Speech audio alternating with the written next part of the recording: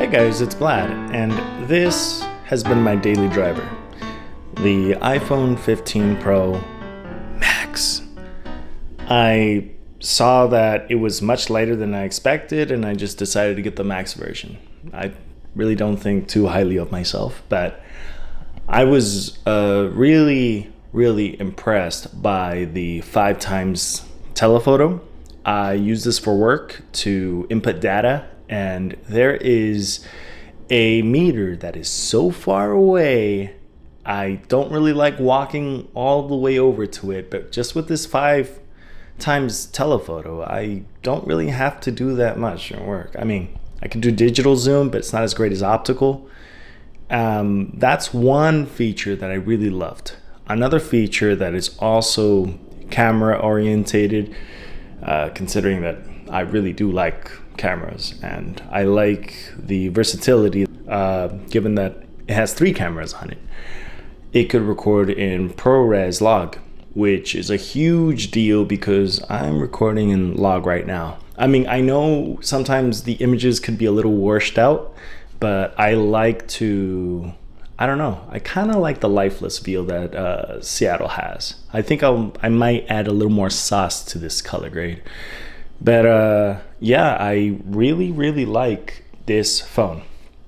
Apart from its camera abilities, I was using it as a monitor. I was using it as a monitor for any work that I was gonna do on the job that I didn't really want to invest into a transmitter for.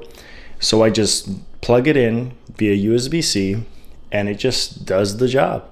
I usually monitor it using an iPad mini or just a regular iPad if the client really wants to see it on the big screen, because USB-C is that fast.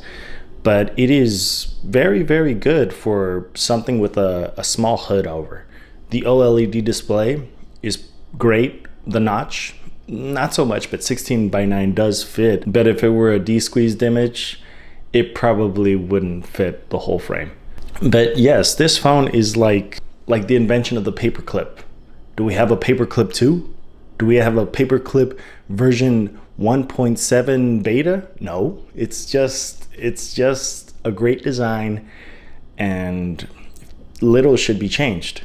When the iPhone 16 came out, I was not impressed. I saw the button, the camera only button, as a little bit of a hassle, because if you accidentally trigger it, you open the camera app, you have to disable it. So you just have a nuisance on the side. I mean, not all of us are photographers or videographers. You would think that I'd be the market to distribute this to, but no, I didn't want that. I have enough problems with this one already. I do have some gripes with these. I kind of do. The back being, yes, ceramic or glass, whatever they wanted to call it, it's still breakable. You could just look at the little opening here. I hope you could see it. But yeah, this camera, the 5x that I was gushing all over about, it's broken. It could be replaced, but it just goes to show that not every little thing about this phone is perfect. I haven't broken the screen yet, but I have been told by a few friends that if you dip it underwater just for a swim or like the beach gets you, you're probably losing Face ID. Your phone's going to be all right, but you're going to lose Face ID. As for the speakers, I'm not really blasting it here. I work in a really loud environment, so it's useful if you have it right to your skull, but it's just a phone speaker, you know.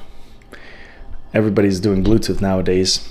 The refresh rate at 120 hertz is where I think most phones should be in 2020, way back when. Now I think it should probably be maybe 144, but I think after that the returns are just so diminishing. You're exhausting your graphics card and it's not great for the phone, not great for your battery. It's a mobile device. I see why Apple wants it at 60, but just have the ability to go at 120 or 144. I do very much enjoy this for gaming. I play Call of Duty Mobile, and given the Epic situation, it looks like Apple's eventually gonna have to cave in and bring Fortnite back to the App Store. They're just gonna have to do it. You gotta dab on that, or whatever the kids do. But regardless, it's gonna be the optimal budget friendly, like even years ahead. This is the iPhone 4S of this generation, I want to call it. This is what the iPhone 10 wanted to be, but it's achieved it, and I think it was due to the SoC. Now, you do have a bit more RAM than previous generations, but I don't think that's where it really kicks in. Because it's a 3nm process, it uses less energy and you have a greater output.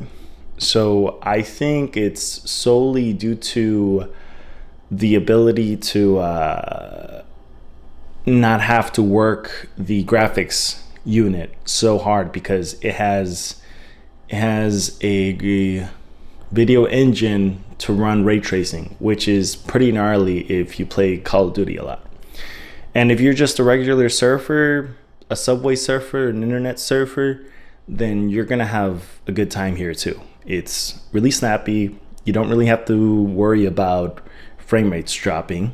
And I don't think many people would pay $400 more, or whatever the price is, for the next one up. I really do think this is one of those phones that could last you for years. As for the 14, I had troubles with its battery, given that I do like to play video games, but that thing would just run hot, and because it would run hot, it would request more charge. I have to charge it more cycles on it. It runs hotter faster, and so on and so forth. But this one, I'm not gonna run out of battery after 5 W's, maybe 6. But these battle royale games are really intense. I do highly recommend this phone for any camera enthusiast, somebody who likes USB-C everywhere, and somebody who really just needs the battery. As for titanium lovers, I think it's a better suit than aluminum. Not to be bougie or anything, but the aluminum scratches a lot easier.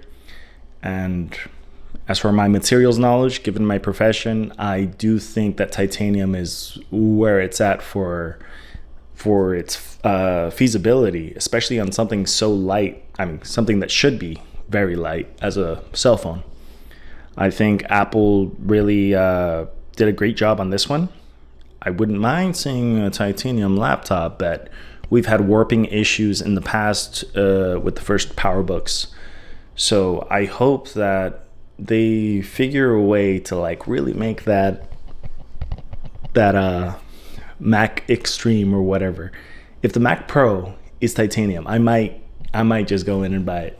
I do need a desktop here, so if it's not the M5 Mini, I wouldn't mind a Pro on this thing if I'm behaving at my job. But yeah, I think that this is a really remarkable feat of engineering. The B-roll shots are going to be awesome. I'm pretty sure you guys saw the broken camera all over the place. Thank you. Subscribe.